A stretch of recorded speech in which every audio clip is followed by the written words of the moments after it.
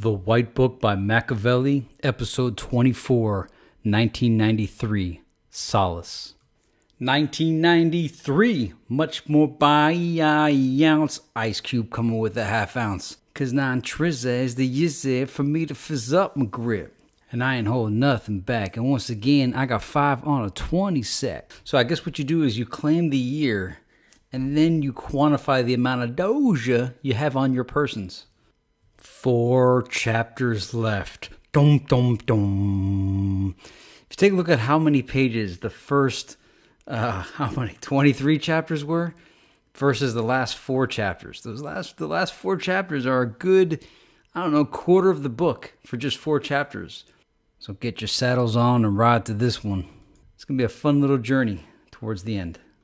Characters: The Boy, Tupac; J.I., Stretch; Cheris, Marion, Afeni; Mihail Abdul, that's the guardian angel; Rich; Subway. Now, Subway might be Digital Underground, but Subway is also a group that was created by Michael Bivins of Belle Biv DeVoe and New Edition, so I don't know if Subway is the actual real group or if it's referencing Digital Underground, because we have the members of Digital Underground: A-Train. I don't know who A-Train is, but B-Train's got to be Money B. G-Train must be Shock G. The Freaks of the Industry, I'm thinking that's Digital Underground. You got Young Guns, and I'm thinking Young Guns is Junior Mafia from before. Thomas, Victor, and Thomas is Biggie Smalls. Victor is Victor from, I think, Junior Mafia. AD is Jay-Z. Julius is Little C's. Theo from The Commission. Gaeta is Biggie's mom. The Twins from Junior Mafia. Rumi is the guy that Biggie meets in jail. The Kid is also Biggie Smalls. That's another reference, another alias he's got, like the Titan. The Kid and Thomas. Tootie, Dizzy, Puff Daddy. Roberto, DJ Peter Parker, which I'm guessing is DJ Clark Kent. Sassy is Foxy Brown. Micah, Othello. Trini Forte, Haitian Jack. It's Haitian Jack. Glover, Youth Authority, that's Bad Boy Records. Petula, Periscope, and that's Interscope Records. The Prophet, it's Nas. Mr. Goodbar is LL Cool J. The Little Girl is Aaliyah. And R. Kelly is R. Kelly. Cultural references: Pythagoreans, Episcopos, and I'm guessing Episcopos is a translation to Bishop. Bishop was the character Tupac portrayed in the movie Juice. Goths, DJ Red Alert. You know you done fucked up, right? And that's from Menace to Society, if I remember correctly. That was the, you know you done fucked up, right? Shelltoes, Nefertiti, In Vogue, Hold On. Lee's, Incident in the Alley. Is that Brenda's Got a Baby? I don't know. It references the incident in the alley, and I have no idea what the incident in the alley is. Ramen Noodles, The Source Magazine. Nelson Mandela, February 1932, The Diary of Anais Nin. Khalil Gibran, Spirits Rebellious. Turkish Coffee. Camus, Sigmund Freud. Nietzsche, God is Dead. Tie-Dye, Love Child. The Children's Workshop. Haight Ashbury, Timothy Leary. Aldous Huxley. The Beatles, Frank Sinatra. Lady Me, Maria. Funk Mob, 850i, Gazelle. Antaras, Fat. What's Your Name, What's Your Size? Arnold Schwarzenegger, Commando. Oh, how I love Commando. These last 4 chapters go heavy on the rap song references. So in this chapter of 93, we have Could It Be That It Was All So Simple Then by Wu-Tang. Straight Gangster Mac by Humpty. It's the Humpty Dance. Straight Gangster Mac, but sometimes I get ridiculous. We got Who Shot Ya by Biggie. Big Papa, What's Your Name? Where you from? Who shot you? What's your name? What's your size? As soon as I drop that dime, I just creep up from behind. We got Come On, 7 Mac 11, round 8 38s, 9 9s, 10 Mac 10s. That's from Come On. We got MC Ricky D, Lottie Dottie, Slick Rick. It's Brooklyn in the House by Cutmaster DC. I came through the door, I said it before. Eric B. for president. It bees like that sometimes. By Keith Murray. Mr. Goodbar and I'm That Type of Guy. By LL Cool J. R. Kelly's album 12 Play. Enter the 36 Chambers by Wu-Tang Clan. And the 10 Crack Commandments by Notorious b.i.g. In addition to the rap song references, we have Tupac song references. So we have I Get Around, Can You Get Away, All Around the World, same song by Digital Underground featuring Tupac. We're trading war stories. Tupac, When My Homies Call, How Long Will They Mourn Me by Thug Life. And it's kind of hard to stay optimistic when your homeboy lying dead on the pavement twisted. Y'all hear me though? Which is another line from How Long Will They Mourn Me? And we have a Thug Passion reference. The Amazon, December 89. So notice the date. We're doing a flashback to 89 here, even though we're in 93. Actually, it's closer to 1990, December 89. So J.I. finally fronts the money to the boy. He wants Pac to rap gangster instead of conscious. He says he's only in it for the money. The boy wasn't really feeling that, but, you know, he let it pass. There's constant feminine depictions throughout the book of Tupac. And this time he's called androgynous. But in previous chapters, there's also other, like, feminine descriptions, which is kind of like, man, what's up with that, man? Although, you know, there's truth to it. I always kind of felt weird in that interview, the MTV interview, where he's like, I'm known as a survivor now, you know, for taking 5 bullets. I always felt that to be kind of off the way he said it. But I thought maybe he was just acting, playing games. So Pac and his 15-year-old sister drop out of high school, and their guardian, Aunt Audrey, that's the person that Marion had left them with in California, she left town. And so she left them to fend for themselves. To make it worse, J.I. left town too. So Cherish, that's his sister, moved in with her boyfriend's family.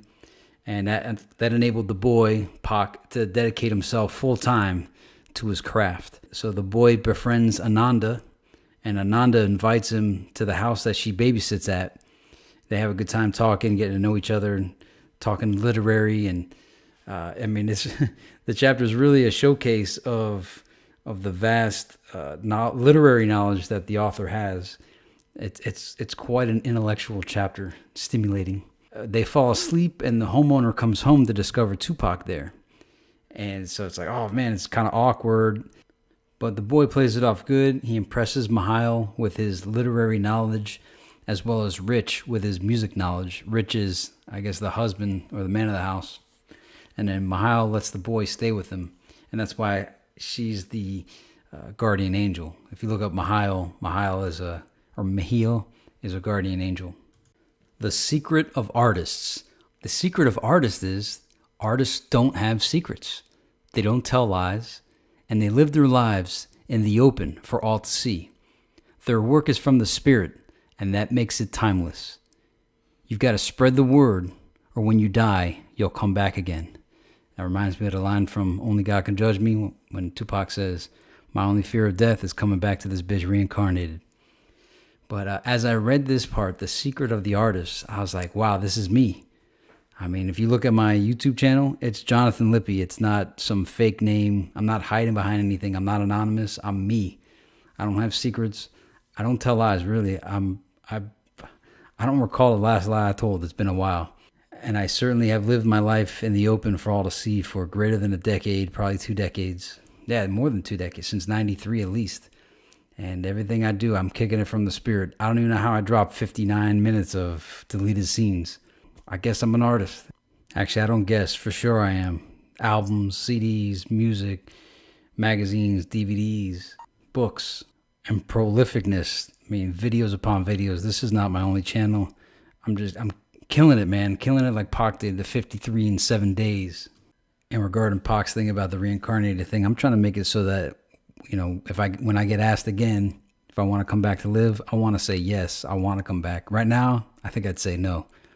But I want to make the world so good that, you know, I want to come back. That'll be an easy question. Like, hey, of course. Actually, I want to live forever. But who knows if that's going to happen. So in the event of my demise, I want the world to be so good that when they ask, do you want to live again? I'll say, hell yeah, and get back here. So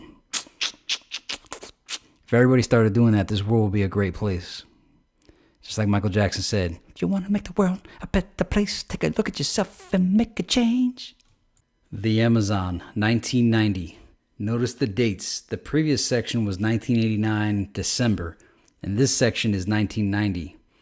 So the boy sees Marion, and she's not doing too well. And then the boy joins the freaks of the industry, Digital Underground, and they let him get down with a blow-up doll on stage for his first gig, and he's very happy to do it. The lower astral plane. I'm not sure what's going on here, but it did make mention that anytime they needed a re-up, AD was able to say abracadabra, and that's magic, and they'd have whatever they needed. They pointed out that Jay-Z was never hurting for work, and how he always had work even in the drought, and it made them suspicious of how he was able to do it. How did this guy always have that work? How was he never hurting? And it seems like these were the thoughts going on through the minds of the four main characters. Actually, the three of the four main characters. The first part seems to be Pac's thoughts, the second Nas, and the third Biggie. And in a way, you wonder if this astral plane is how they're all intercommunicating via some form of ESP on this other level. Brooklyn, 1989. We're still in the past right now. Keep your family and business completely separated. That's the seventh crack commandment. AD rolls through. Biggie and the Junior Mafia ask where he's been, and he gives a sly non-answer, and he asks if they have weapons, and Biggie brags about how much weapons they have, and then 2 weeks later, the police run up in Biggie's mom's spot looking for weapons, and they arrest him in front of his mom and take him to jail, and Biggie is short on money for the bail, and his mom posts the rest of the bail, and she doesn't even wait for him at prison. So how did the cops know Biggie had weapons in his spot? The only guy that seemed to have known is AD. Biggie's mom kicks him out, and then Biggie goes to live with Julius, Little C's, for a few days, and gets fronted some work from AD, and then gets arrested again, and this time sent to a New York prison. Rumi, the roommate, cellmate. Halal ad-Din Muhammad Rumi. Halal ad-Din Muhammad Rumi was a 13th century Persian poet, jurist, Islamic scholar, theologian, and Sufi mystic. Rumi has been described as the most popular poet and the best-selling poet in the United States among Muslims. The paths are different, but the goal is one. Biggie gets a book on numerology from Rumi. 60 60s equal 1. 24 of those equal 1. 30 or so of those, 1. And 12 of those. So my interpretation of that, and it ain't hard to tell, I guess that's 60 seconds to an hour, 24 hours to a day, 30 days to a month, 12 months to a year. Bam! Numerology, Wody. The Spiritual Exercises of Ignatius of Loyola is a set of Christian meditations, prayers, and mental exercises written by Saint Ignatius of Loyola, a 16th century Spanish priest, theologian, and founder of the Society of Jesus, aka the Jesuits. And this plays into effect, I think, in the 96th chapter. Divided into 4 thematic weeks of variable length designed to be carried out over a period of 28 to 30 days. They were composed with the intention of helping the retreatant to discern Jesus in his life, leading him to a personal commitment to follow him. Though the underlying spiritual outlook is Catholic, the exercises can also be undertaken by non-Catholics. The Spiritual Exercises booklet was formally approved in 1548 by Paul III. And remember, Paul is Thomas's father. And this is the spiritual exercises are taught to Thomas Biggie by Rumi in prison. Rikers Island, 1990. Biggie gets out of jail on the 287th day. He got big into counting while he was in there. Biggie declares he will be called King of Kings on his way out. Now, I don't know, but maybe, on the song by Nas, The Message, talk about how you ran the island in 89. And I'm guessing 89 was when Biggie was in there. Was Nas talking about Biggie? I don't know. It's the only thing that came to my mind. Unless he's talking about Staten Island. But I'm guessing Riker, who knows? I really don't care. Brooklyn, June 93. So first time we're in 1993 in this chapter. And we're near the end. It's got Pac, Biggie, and Stretch all hanging out in Brooklyn. Biggie tells Pac that he has a kid on the way with Tootie. Biggie tells Pac about getting signed by Puff Daddy and the circumstances surrounding it. Pac hears Biggie's flow and thinks, man, it might be better than his. So the boy and the kid, that's Tupac and Biggie, they have a long discussion in the limo. The boy offers up industry gossip to the kid, and the boy mentions to the kid that he got in the game because a 14-year-old white girl found his song on like the throwaway tapes and showed it to her father, and her father was the owner of the company. And Pac tells the story of sticking up for, I guess what we could assume is Jada Pinkett in Maryland, and it got him into trouble, and that's why he had to get out of town. And then he also said to make music for the women because guys buy what the women want. Biggie breaks the third crack commandment by inviting Pac to the place he rests at, trust nobody. And when they get there, they enter the 36 chambers of death, kid. Brown on now, brown on now. Cash rules everything around me. I don't have the rights to the song. Dollar bill, y'all. Yo, word up, look out for the cops. Word up, 2 for 5s over here, baby. Word up, 2 for 5s. They got garbage down the way. Know what I'm saying? Cash rules everything around me. Cream, get. Word up. Take you on a natural joint. Cream, get the money. Here we go. Dollar bill, y'all. I grew up on the crime side, the New York Times side. Staying alive was no jive. And that's excerpt 47. Cream is heavily policed on YouTube, so that's why you had to endure that.